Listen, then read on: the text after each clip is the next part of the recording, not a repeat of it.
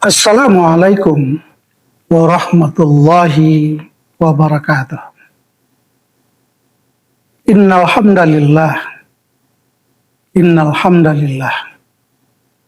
Asyhadu an la ilaha illallah wahdahu la syarikalah wa asyhadu anna Muhammadan abduhu wa rasuluh.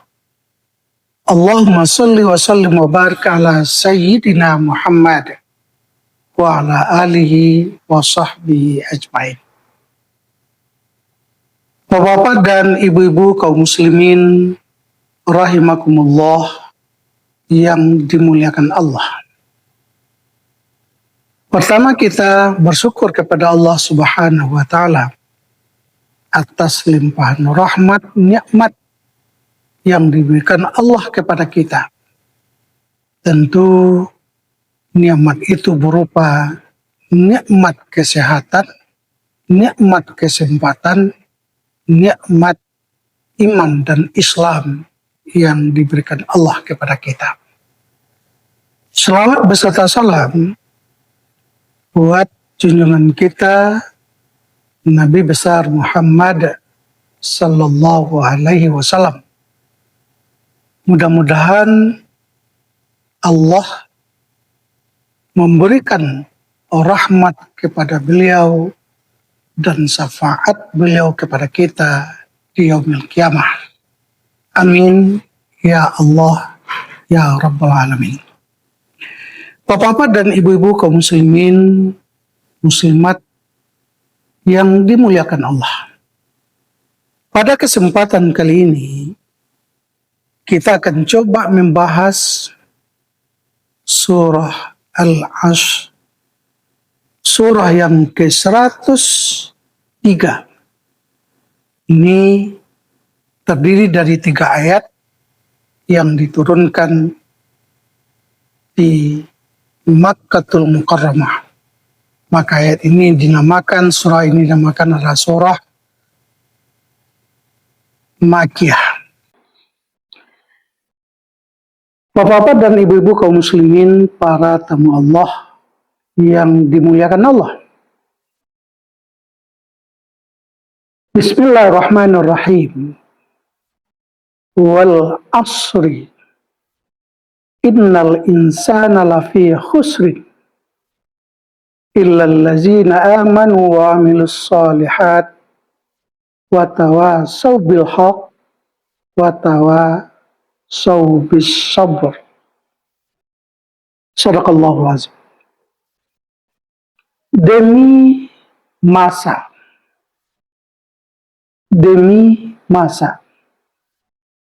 sungguh manusia itu dalam keadaan kerugian. Illa kecuali orang-orang yang tidak merugi. Yang pertama itu adalah orang yang beriman dan orang yang mengerjakan kebaikan. Wa amilus shalihat, dan orang-orang yang selalu memberi nasihat dengan benar, wa tawasaw bis sabr, dan saling memberi nasihat dengan kesabaran. Bapak-bapak dan ibu-ibu kaum muslimin, para tamu Allah yang berbahagia. Ada 4 golongan. Ada 4 golongan manusia yang tidak merugi hidupnya di dunia sampai ke yaumil qiyamah. Yang pertama adalah orang yang beriman. Orang yang beriman kepada Allah Subhanahu wa taala. Tentu yang dimaksud dengan orang yang beriman ini adalah yang pertama, selalu mempertahankan keimanannya. Yang kedua, selalu meningkatkan keimanannya. Yang ketiga, menjaga kualitas keimanannya itu jangan sampai rusak, jangan sampai dikotori, jangan sampai ternoda. Apa yang merusak keimanan kita? Di antaranya adalah sikap ria, sombong, angkuh, ujub, atau kita campur adukkan antara yang hak dengan yang batil. Jadi iman harus kita jaga. Iman harus kita pelihara. Iman harus kita tingkatkan kualitasnya. Bapak-bapak dan ibu-ibu kaum muslimin, para tamu Allah yang kami hormati. Rasulullah SAW menjelaskan, perbaharilah keimananmu. Perbaharilah keimananmu. Perbaharilah keimananmu. Karena iman yang ada pada diri kita, yang kita miliki saat ini, ibarat air laut. Ada pasang surut, ada pasang naik. Artinya apa? Iman itu sifatnya adalah labil, bukan stabil. Artinya, di saat tertentu dia bisa turun, di saat tertentu dia bisa mendatar, di saat-saat tertentu dia bisa meningkat. Oleh karena itu, perbaharilah imanmu. Bapak-bapak dan ibu-ibu kaum muslimin, para tamu Allah yang berbahagia. Maka para sahabat bertanya kepada Nabi, "Ya Rasulullah, bagaimana kami meningkatkan keimanan? Bagaimana caranya?" Kata Rasul kepada sahabat, caranya adalah memperbanyak kalian mengucapkan kalimat tauhid, yaitu kalimat la ilaha illallah. La ilaha illallah. Tidak ada Tuhan melainkan Allah. Yang kedua, kata Allah, orang yang tidak merugi itu adalah orang yang selalu berbuat amal soleh. Berbuat amal soleh berarti kita melakukan ibadah, baik ibadah mahdhah maupun ibadah ghairu mahdhah. Kita selalu meningkatkan grafik amal soleh karya kita dari hari ke hari. Sehingga bertanyalah kita kepada diri kita masing-masing. Ya Allah, pada hari ini aktivitas yang saya lakukan, pekerjaan yang saya kerjakan, apakah itu bernilai ibadah atau tidak? Dan kita tentu berdoa kepada Allah, ya Allah, jangan engkau jadikan aktivitas kami hari demi hari, minggu demi minggu, bulan demi bulan, tahun demi tahun, yang aktivitas itu tidak mengandung nilai ibadah.